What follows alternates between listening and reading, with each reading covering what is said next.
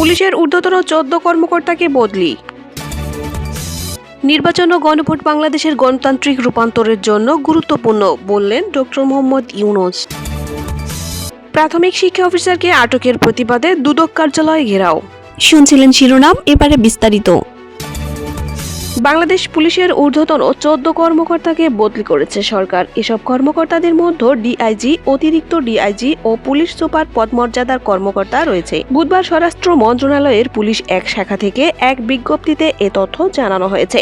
এতে সই করেছেন উপসচিব মোহাম্মদ মাহবুবুর রহমান। বিজ্ঞপ্তিতে বলা হয়েছে, জনস্বার্থে এ আদেশ অবিলম্বে কার্যকর হবে। এদিকে প্রধান উপদেষ্টা অধ্যাপক ডক্টর মোহাম্মদ ইউনূস বলেছেন, 12 ফেব্রুয়ারি জাতীয় নির্বাচন ও গণভোট দুটি বাংলাদেশের গণতান্ত্রিক রূপান্তরের জন্য অত্যন্ত গুরুত্বপূর্ণ।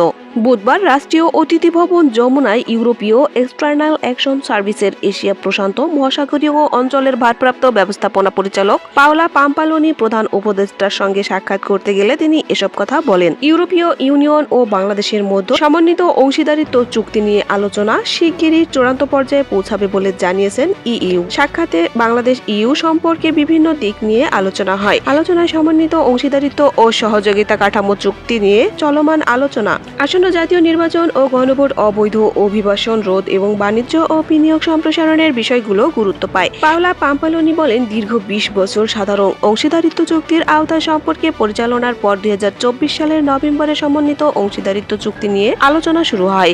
পরবর্তী সরকারের প্রধান উপদেষ্টা হিসেবে দায়িত্ব নেওয়ার পর থেকে অধ্যাপক ইউনূস যে অসাধারণ ও ব্যাপক সংস্কারমূলক কাজ করেছেন তার জন্য তাকে অভিনন্দন জানান পাওলা। ইউরোপীয় ইউনিয়ন বাংলাদেশের রাজনৈতিক ও সবচেয়ে বড় বাণিজ্যিক অংশীদার হিসেবে এসব সংস্কার অত্যন্ত গুরুত্ব দেয় বলেও তিনি উল্লেখ করেন। ইইউ কর্মকর্তা বলেন, অন্তর্বর্তী সরকার দায়িত্ব নেওয়ার পর সংস্কারের যে উচ্চাকাঙ্ক্ষা দেখা গেছে তা ইউরোপীয় ইউনিয়ন গভীরভাবে পর্যবেক্ষণ করেছে এবং প্রশংসা করেছে। তিনি পিসিএ চুক্তিতে অগ্রগতিকে স্বাগত জানিয়ে বলেন, এই চুক্তি দুই পক্ষের সম্পর্ককে আরও গভীর করবে এবং বাণিজ্যিক ও বিনিয়োগ বড় সুযোগ সৃষ্টি করবে। এদিকে ঘুষ লেনদেনের অভিযোগে যশোর জেলা প্রাথমিক শিক্ষা অফিসার আশরাফুল আলমকে আটকের প্রতিবাদে দুর্নীতি দমন কমিশন কার্যালয়ে ঘেরাও করেছে প্রাথমিক বিদ্যালয়ের শিক্ষকেরা। একই সাথে শিক্ষা অফিসের কর্মকর্তা ও কর্মচারীরাও সেখানে অবস্থান নেন। বুধবার রাতে শতাধিক শিক্ষক যশোর দুদক কার্যালয়ের অবস্থান নিয়ে ওই কর্মকর্তার অবিলম্বে মুক্তির দাবি জানান। আন্দোলনরত শিক্ষকদের দাবি, জেলা প্রাথমিক শিক্ষা অফিসার আশরাফুল আলমকে ষড়যন্ত্রমূলকভাবে ফাঁসানো হয়েছে।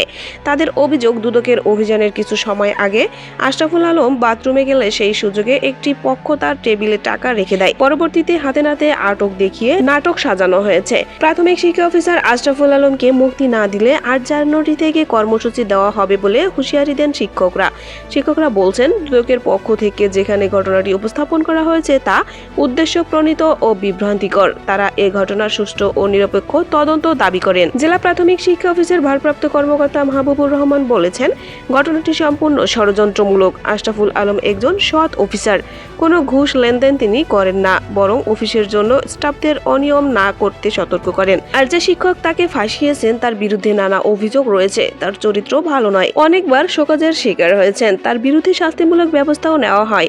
এছাড়া তার একজন আত্মীয় জেলা দুদকের স্টাফ, তাকে দিয়েই ষড়যন্ত্র করা হয়। তিনি অনতিবিলম্বে প্রাথমিক শিক্ষা অফিসার আশরাফুল আলমের মুক্তি দাবি করেন।